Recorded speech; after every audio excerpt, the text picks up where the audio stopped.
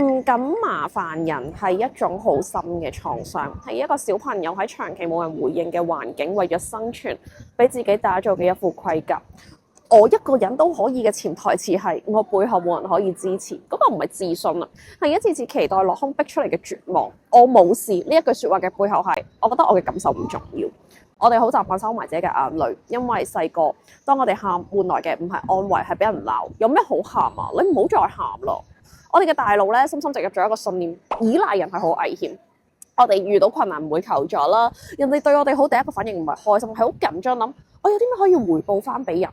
我今時今日事業嘅成功，我嘅獨立自律，唔係我天生性格或者我特別聰明，係因為我從小就係好高焦慮狀態。我好清楚我唔揾錢養自己，我要瞓街。我好難打開個心去愛人啦，將自己交俾另一個人。因為如果我依賴佢，有一日佢離開，我嘅世界係會崩塌㗎。